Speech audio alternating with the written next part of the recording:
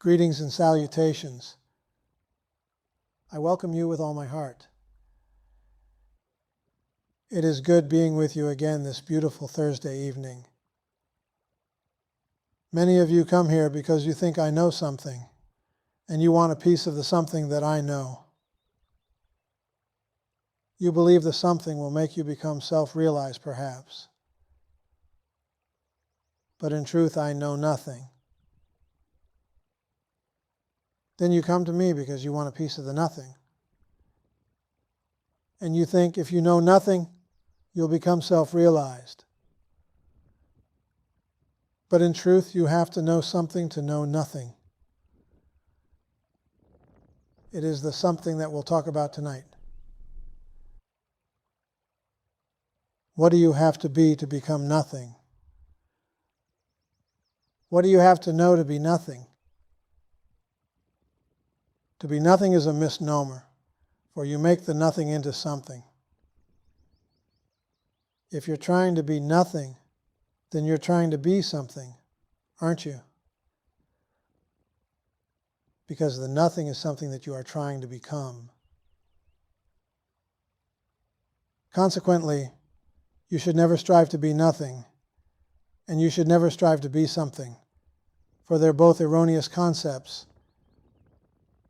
None of them really exist. The question, therefore, is, if something doesn't exist and nothing doesn't exist, well, what is?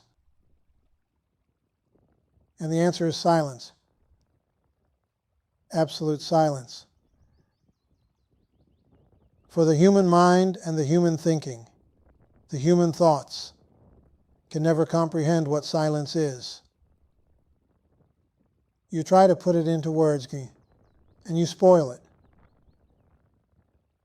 There are no words that can interpret the silence, for when you go into the true silence, you go beyond nothing and something. Yet everyone has experienced this true silence who has gone beyond nothing and something, and appeared to have to first become something and nothing in order to be silent. There's something you have to know. Number one, nothing is as it appears. You have to feel this deep in your heart. Nothing in this whole universe is as it appears. So do not be fooled by appearances. You do not allow the appearance to get to you, to make you feel this way or that way, no matter what the appearance may be. You are to look at the appearance as you would look at a mirage. And this is scientific, for the appearance will change sooner or later anyway. Therefore, when you feel something from an experience, it is subject to change. You will not be the same again. This is why the average person keeps going up and down like a yo-yo. They respond to a condition, then the condition changes, and they respond in a different way to the same condition. And this changes, and you respond again to the condition. They keep responding again and again to what they see as a condition. Number two, do not say that the world is Maya, for if you say the world is Maya, that's a concept you have.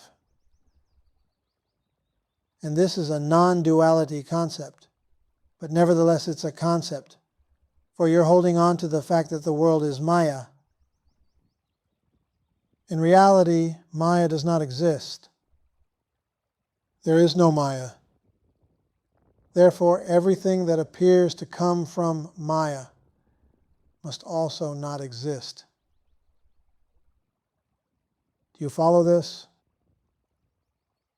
Whatever you think does not exist is a concept. It becomes a thing, something to hold on to. You go around saying, everything is Maya, everything is Maya. The universe does not exist.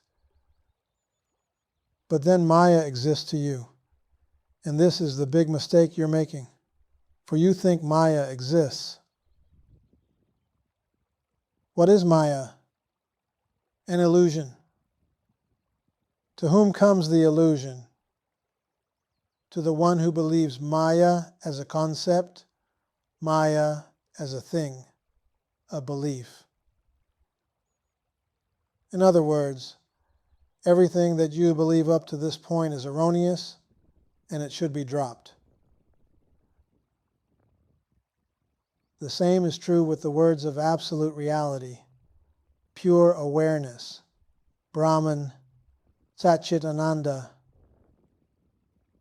These things become a safe haven for you, and they keep you back from your full realization. For you are holding on to these beliefs that there is absolute reality, there is Satchitananda, there is Nirvana. Where would these things come from except from your own mind? It is you who gave these things names. We have given names to something we do not understand. We call it reality. What is reality? Something that never changes. And the something that never changes becomes a concept, and you hold on to that. Is it any wonder such few people are self-realized? Is it any wonder that certain people only are liberated, very few people liberated? For we have simply exchanged terms. We say the world does not exist, but Maya exists. We say everything comes from consciousness. Everything comes from the absolute reality. We merely change words, change terms. There is no absolute reality. There is no Satchitananda. There is no Brahman. It is we who made these terms up, and we feel safe and secure by holding on to them. At one time we used to say, God is with me. Now we say, consciousness is with me, or I am the absolute reality. We've just changed the names. That's all we've done.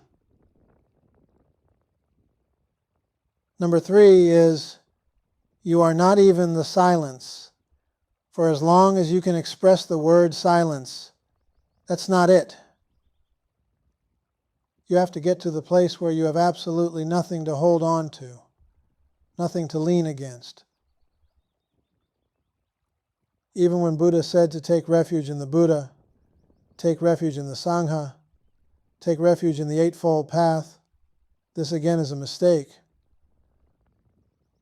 I'm not saying the Buddha made a mistake. What I'm saying is the reason he said this is because he was speaking to ignorant people who had to hold on to something. But the Buddha realized there's nothing to hold on to. There never was anything to hold on to. Even when you're told your total freedom, the word freedom becomes a concept for you. As long as you can lean into it, as long as you can hold on to it, and you feel good in it, it's a mistake. Again, this is the reason so few people are self-realized. You're holding on to something. You're attached to something. Whether it's a teaching, or a person, or a satsang, or a sangha, you can never become free while you're attached to something. So the question is, what shall I do? You do exactly what you're doing now, but you do not think about it.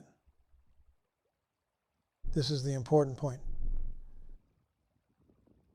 Do not try to find some new profound teaching that will give you new words, or new methods, or new rules and regulations.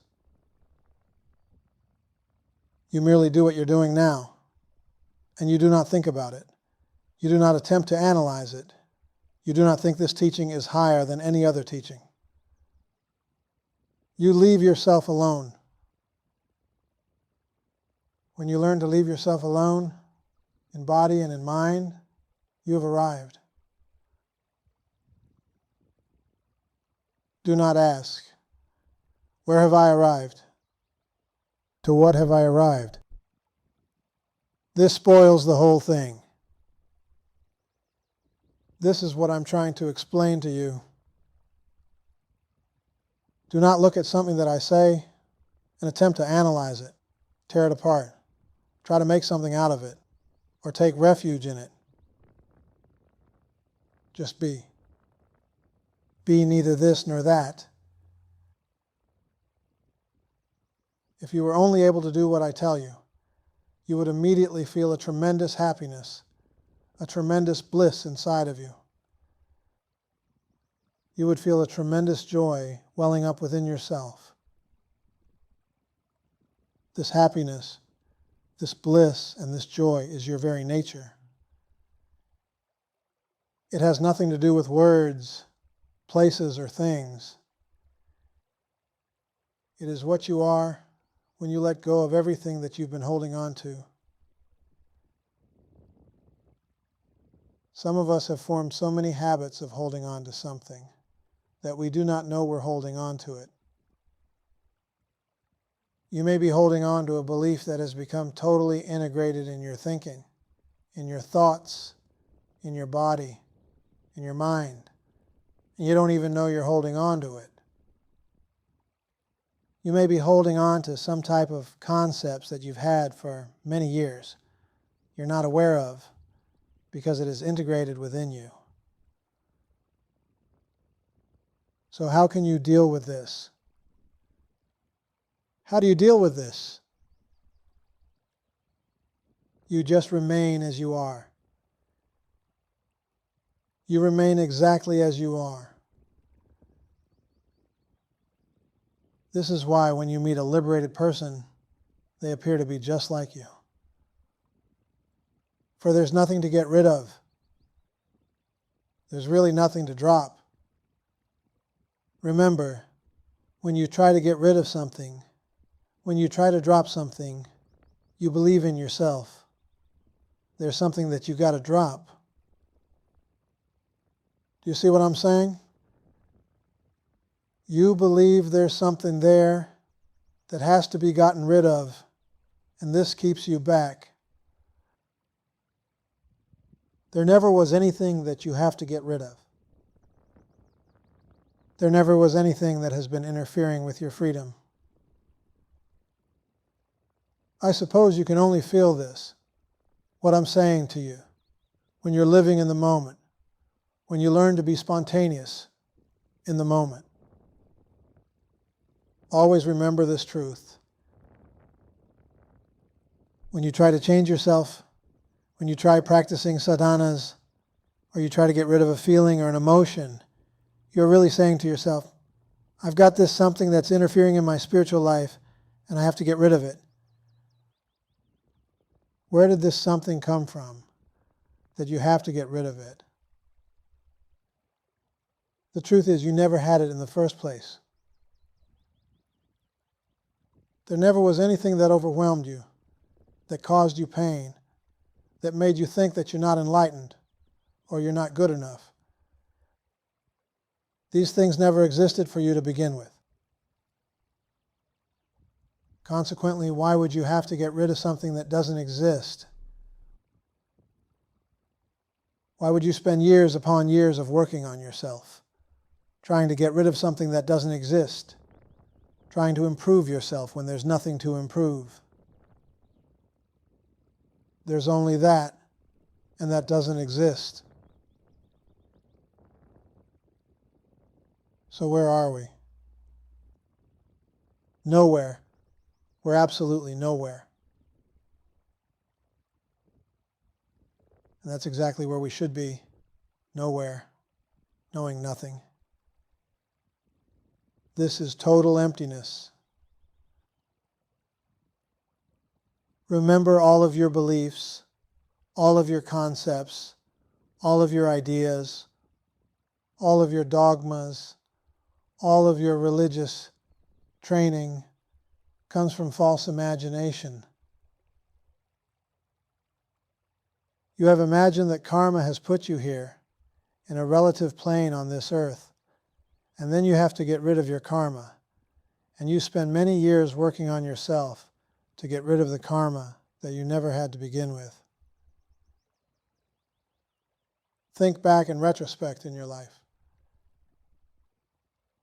See all the things that you've been playing with all these years, the things you've been trying to remove from yourself, trying to attain something, trying to get rid of a bad habit. Both are erroneous. There's no realization, there's no liberation, there's no bondage, there's no false imagination, so you have nothing. And then I tell you, there's no nothing. So where are you? Where are you? Exactly where you are supposed to be. Here, doing nothing. Isn't that wonderful? To know that you're in your right place. There never was a time when you were in the wrong place. You are here means that you're nowhere. You're neither here nor there.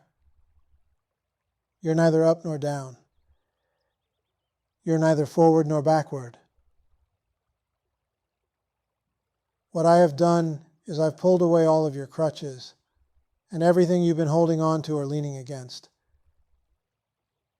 Now you're absolutely free. But again, there's nobody to become free. So you go back to the same question. What are you? Catch yourself when you want to answer that question. You cannot say you're something. You cannot say you're nothing. Don't you see what this is leading to? Just by knowing this, it should make you feel peaceful, more peaceful than you've ever felt in years.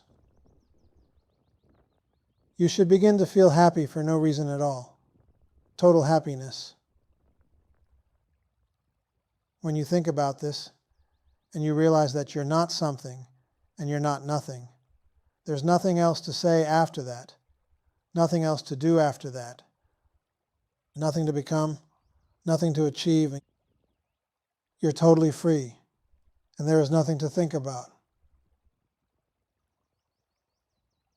The point is, when you have nothing to hold on to, when you realize you're not something, you're not nothing, there has to be complete silence.